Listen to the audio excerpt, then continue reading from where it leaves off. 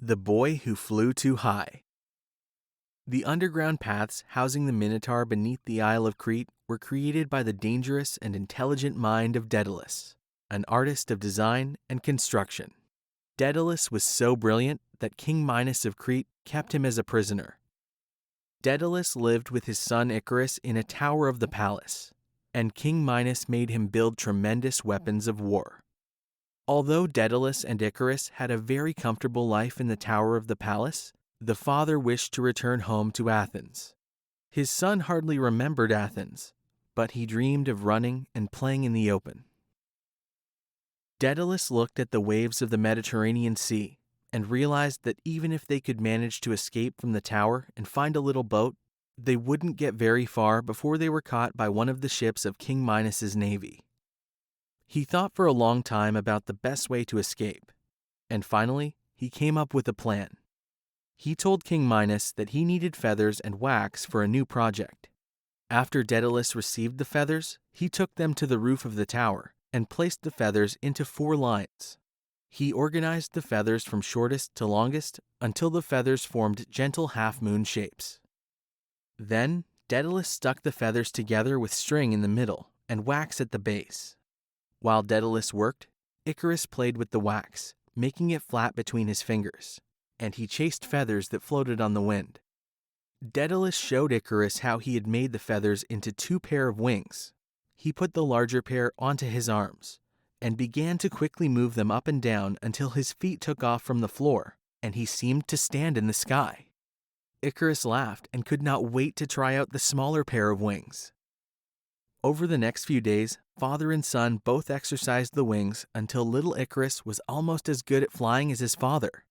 Then one morning, Daedalus said, "Now, son, we are ready to leave this island for good. We shall fly home to Athens. Flying is beautiful, but it can be very dangerous. Listen to my instructions and be sure to obey them perfectly. At all times, follow me.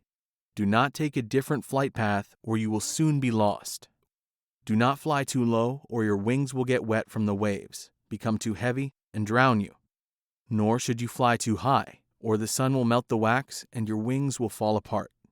Have you understood all that I have said?" Little Icarus nodded his understanding. Then Daedalus took his son to the highest walls of the tower and jumped into the sky, flapping his wings. Icarus followed soon after.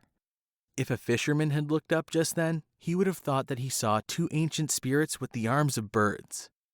Over the seas, they moved through the sky, and at first Icarus felt afraid, for he had never gone very far in his practice flights. But soon he found that flying was the most fun you could ever have. He began to follow the seabirds, dancing up and down above the ocean. His father turned around and called, "Icarus, take care!" And for a while Icarus flew carefully, like his father. But then his wings caught a warm air current, and he found that he could move easily above and beyond with little effort.